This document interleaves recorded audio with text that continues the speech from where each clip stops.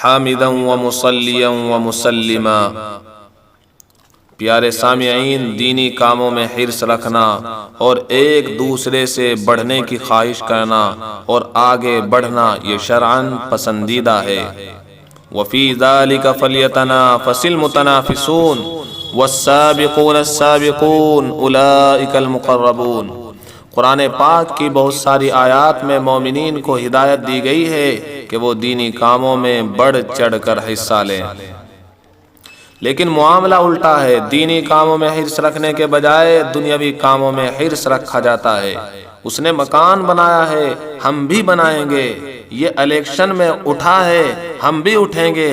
یہ بہترین پوشاک پہنتا ہے، ہم بھی پہنیں گے۔ ارے کیا ہی اچھا ہو کہ دینی کاموں میں بھی ہمارا یہی نظریہ ہو جائے کہ یہ 5 وقتہ نمازی ہے، میں بھی 5 وقتہ نمازی بنوں گا۔ یہ تہجد گزار ہے، میں بھی تہجد گزار بنوں گا۔ یہ کثرت سے قرآن پاک کی تلاوت کرتا ہے، میں بھی کثرت سے قرآن پاک کی تلاوت کروں گا۔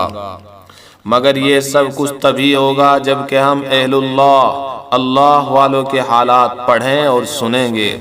اسی مقصد کے حصول کے لیے بندے نے اس سلسلے کا آغاز کر رکھا ہے۔ آج چند صحابہ اکرام رضوان اللہ علیہم اجمعین کی طرز زندگی تلاوت قرآن کے سلسلے میں کیا تھی بیان کرنے جا رہا ہوں، تاکہ ہمارے دل و دماغ میں یہ بات بیٹھ جائے کہ آخر وہ بھی تو انسان تھے، ان کو بھی تو راحت و آرام کی ضرورت تھی۔ مگر دوستو، ان کا راحت، ان کا آرام ہماری طرح نہیں تھا۔ وجہ یہ تھی کہ ان کی زندگی غفلت کے ساتھ نہیں گزرتی تھی، بلکہ شرعی نظام، شرعی اصولوں اور قاعدوں کے مطابق گزر رہی تھی۔ تو بہرحال آئیے سنتے ہیں۔ امی عائشہ رضی اللہ تعالی عنہا کی تلاوت۔ امی عائشہ رضی اللہ تعالی عنہا کو اللہ تعالی نے جن علمی اور عملی خصوصیات سے ممتاز کیا تھا، اس کی تفصیل کا یہ موقع نہیں ہے۔ تاہم قرآن کریم کی تلاوت میں بھی ان کو ایک امتیازی شان حاصل تھی۔ وہ روزانہ اپنی چارپائی یا بستر پر بیٹھے بیٹھے ایک منزل قرآن پاک کی پڑھا کرتی تھی۔ حضرت ابوذر غفاری رضی اللہ تعالی عنہ کی تلاوت۔ حضرت ابوذر غفاری رضی اللہ تعالی عنہ بالکل شروع میں اسلام لانے والے چند صحابہ اکرام میں ہے۔ زہد و قناعت ان کی پہچان اور عبادت و تلاوت ان کا شعار اور ان کی نشانی تھا۔ ہر 3 رات میں ایک ختم کیا کرتے تھے۔ حضرت عبداللہ ابن مسعود رضی اللہ تعالی عنہ کی تلاوت۔ عبداللہ ابن مسعود رضی اللہ تعالی عنہ کا شمار چند مخصوص علماء صحابہ میں ہوتا ہے۔ اس کے ساتھ وہ قرآن کریم کی تجوید و تلاوت میں بھی ممتاز مقام رکھتے تھے۔ حضور صلی اللہ علیہ وسلم کو ان کی قرات بڑی پسند تھی، ان سے سنتے تھے اور لوگوں کو ترغیب دیتے تھے کہ ان سے قرآن سیکھو۔ رمضان المبارک میں 3 دن میں ایک ختم کرتے تھے اور رمضان کے علاوہ اور دنوں میں 7 دن میں قرآن پاک ختم کیا کرتے تھے۔ حضرت عبداللہ ابن عمر رضی اللہ تعالی عنہما کی تلاوت۔ عبداللہ ابن عمر رضی اللہ تعالی عنہما علم و عمل کے جامع اور اتباع سنت میں سب سے ممتاز۔ قرآن کریم کی تلاوت سے ان کو بہت گہرا تعلق تھا۔ خود بھی کثرت سے قرآن پڑھتے، دوسروں کو بھی تاکید کرتے اور یوں فرماتے، جب تم میں سے کوئی بازار سے اپنے کام کاج کر کے گھر واپس آ جائے تو اسے چاہیے قرآن کریم کھول کر تلاوت کرے۔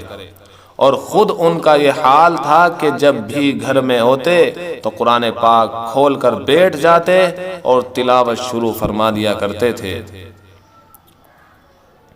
حضرت تمیم داری رضی اللہ تعالی عنہ کی تلاوت۔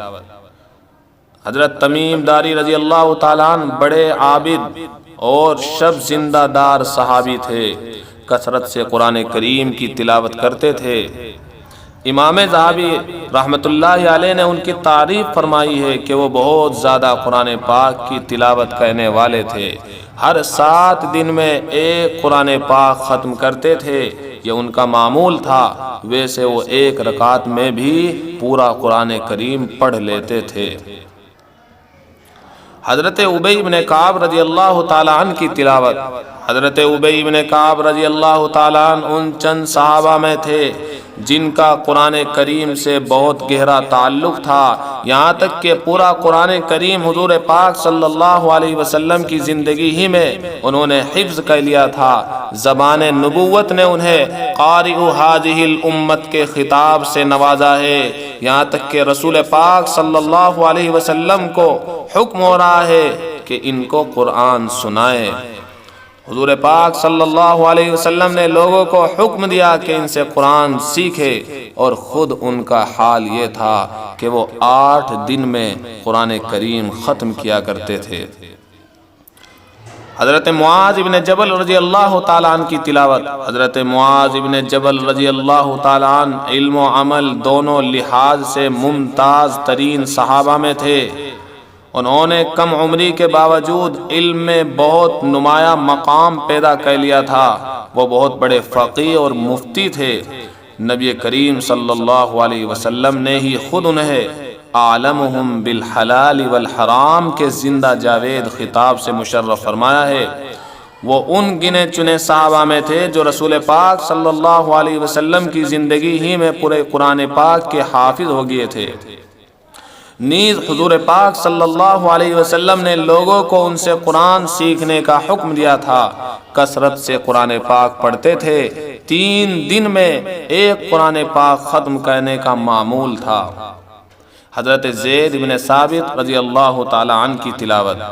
حضرت زید بن ثابت رضی اللہ تعالی عنہ علم میں خاص شان رکھتے تھے، بڑے بڑے صحابہ ان کے تفقہ کے قائل تھے، علم فرائض میں بے مثال، جس کی شہادت زبان نبوت نے دی ہے۔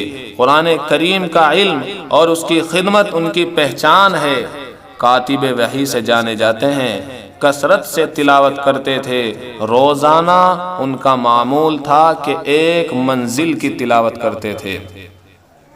حضرت عبداللہ ابن زبیر رضی اللہ تعالیٰ عنہ کی تلاوت۔ حضرت عبداللہ ابن زبیر رضی اللہ تعالیٰ عنہ اپنی بہت سی خوبیوں کے ساتھ ساتھ عبادت و ریاضت، قیام اللیل اور تلاوت قرآن میں بھی بہت ممتاز مقام کے حامل تھے۔ ہر رات میں ایک قرآن پاک ختم کرتے تھے۔ حضرت قیس ابن ابی صعصع رضی اللہ تعالیٰ عنہ کی تلاوت۔ حضرت قیس ابن ابی صعصع کہتے ہیں کہ میں نے نبی کریم صلی اللہ علیہ وسلم سے یوں عرض کیا، اے اللہ کے رسول، میں کتنے دنوں میں قرآن پڑھوں؟ آپ نے فرمایا ہر 15 دن میں ایک قرآن پاک ختم کرو۔ میں نے کہا میرے اندر اس سے زیادہ طاقت ہے۔ آپ نے فرمایا تو پھر ہر جمعے کو قرآن پاک ختم کیا کرو، یعنی 7 دن میں۔ ایک روایت میں اتنا اضافہ ہے کہ وہ بڑھاپے تک اس کی پابندی کرتے رہے، پھر دشواری ہونے لگی تو 15 دن میں ایک ختم کرنے لگے، اور فرماتے کاش میں نے اللہ کے رسول صلی اللہ علیہ وسلم کی طرف سے ملی ہوئی رخصت کو قبول کر لیا ہوتا۔ حضرت سعید بن المنذر انصاری رضی اللہ تعالی عنہ کی تلاوت۔ حضرت سعید بن المنذر انصاری رضی اللہ تعالی عنہ نے عرض کیا، اے اللہ کے رسول، میں 3 دن میں قرآن ختم کر لوں؟ آپ نے فرمایا ہاں کر سکتے ہو تو کرو۔ چنانچہ وہ موت تک اس کی پابندی کرتے رہے، اور موت تک 3 دن میں ان کا معمول تھا قرآن پاک ختم کرنا۔ اللہ رب العزت ہمیں بھی قرآن پاک کی تلاوت کا ذوق شوق عطا فرمائے۔ وآخر دعوانا الحمد للہ رب العالمین۔